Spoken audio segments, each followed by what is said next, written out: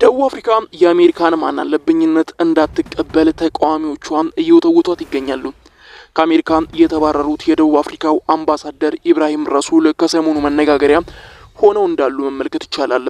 አሜሪካ በሀገሯ የሚገኙ የደቡብ አፍሪካ አምባሳደሮችን በ72 ሰዓታት ውስጥ እንዲወጡ ማዘዟን ተከትሎ የደቡብ አፍሪካ ይህንን ማናለብኝነት እንዳትቀበል የሀገሪቷም ተቃዋሚዎች እየወተወቷት ይገኛሉ። በዋሽንግተን መቀመጫውን አድርጎ የነበረው የደቡብ አፍሪካ አምባሳደር ኢብራሂም ረሱል ከአሜሪካ መባረሩ የሰሞኑ ጉዳይ ነበር። የአሜሪካ ውጭ ጉዳይ ሚኒስትር ማርኮ አሜሪካን የሚጠላ ዘር ላይ የሚያተኩር ፖለቲከኛ ብለው ከፈረጇቸው በኋላ በሀገሪቱ ተቀባይነት የሌላቸው ሲሉ ከሀገር እንዲወጡ ትዕዛዝ ማስተላለፋቸው ተሰምቷል። ትራምፕ ስልጣን መረከባቸውን ተከትሎ በአሜሪካና በደቡብ አፍሪካ መካከል ያለው ግንኙነት እጅጉን ውጥረት የበዛበት ሆኗል። ይሁን እንጂ የደቡብ አፍሪካ የዓለም አቀፍ ግንኙነት ሚኒስትር ሮናልድ ላማል በትዊተር ዲፕሎማሲ ላይ መስራቱ ጠቃሚነት የለውም፣ ሁለቱም ሀገራት ፊት ለፊት ሊነጋገሩ ይገባል ሲሉም ሲገልጹ ተሰምተዋል። በሰላ ትችታቸው የሚታወቁትና በደቡብ አፍሪካ ኢፍትሐዊነትን ለመቀልበስ የሚሰራው ፓርቲ ኢኮኖሚክ ፍሪደም ፋይተርስ መሪ የሆኑትም ይህን ሀሳብ ይጋራሉ። በደቡብ አፍሪካ ስመ ገናና የሆነው ፓርቲ ሲናገር እንደዚህም ብሎ ጨምሮበታል። በአሁኑ ሰዓት በዋይት ሀውስ የሚገኝ አንድ አሻንጉሊት በተለይም በሀገሪቱ ዋይት ሀውስ በተቆጣጠረው ብርቱካናማ ቂል እንድትሸማቀቅ አንፈልግም ደቡብ አፍሪካ ሲሉ ለሀገሪቱ ፕሬዝዳንት ሲሪል ራማፎዛ መልእክታቸውን አስተላልፈዋል።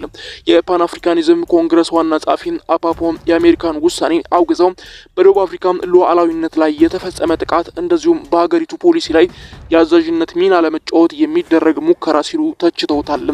ይህም ብቻ አይደለም። ትራምፕ ደቡብ አፍሪካ በቅርቡ ያጸደቀችውን የመሬት ፖሊሲ በተወሰነ ማህበረሰቦች ላይ ያነጣጠረ ነው በሚል ለሀገሪቱ የሚደረገውን የገንዘብ ድጋፍ ሙሉ በሙሉ እንዳቆመች ይታወቃል። ደቡብ አፍሪካ የአሜሪካን አሻንጉሊት አይደለችም፣ ያለምንም ጣልቃ ገብነት ሀገራችንን የማስተዳደር መብት አለን ሲሉ ደግሞ ደቡብ አፍሪካውያን ለአሜሪካ ምላሽ ሲሰጡ ይታያሉ። ደቡብ አፍሪካ ከጨቋኙ የአፓርታይድ ስርዓት ከ30 ዓመታት ብትለቀቅም አሁንም አብዛኛው የሀገሪቱ የእርሻ መሬት አነስተኛ በሆኑ ነጮች የሚመራ እንደሆነ ይታወቃል። ከዚህም ጋር ተያይዞ የመሬት ባለቤትነት በሀገሪቱ አከራካሪና አወዛጋቢ ጉዳይ ሆኖ የቆየ ሲሆንም በቅርቡም እንደተሰማው ከሆነ እንግዲህ በአዲስ ኢፍትሐዊ ለሆነው አሰራር መፍትሄ አበጅተናል ሲሉ ደቡብ አፍሪካውያን ብቅ ብለው ነበር። የደቡብ አፍሪካው ፕሬዝዳንት ሲሪል ራማፎዛ በአንዳንድ ሁኔታዎች ያለ ካሳ መሬትን መውሰድ የሚያስችል ረቂቅ ሕግን እንዳረቀቁ ይታወቃል። የደቡብ አፍሪካ መንግስት በመሬት ባለቤትነት ላይ የሚታየውን ታሪካዊ ኢፍትሐዊነት እንደዚሁም ዘረኝነት እንዲስተካከል ጥሪዎችን እያቀረቡ ይገኛሉ። አምባሳደር ኢብራሂም ባራክ ኦባማ በስልጣን ላይ በነበሩበት ወቅትም ከአውሮፓውያኑ 2010 እስከ 2015 ባለው ጊዜ በአሜሪካና በደቡብ አፍሪካ ባለው የዲፕሎማሲ ሁነት ላይ ትልቅ ሚና ሲጫወቱ የነበሩ ሰው ናቸው።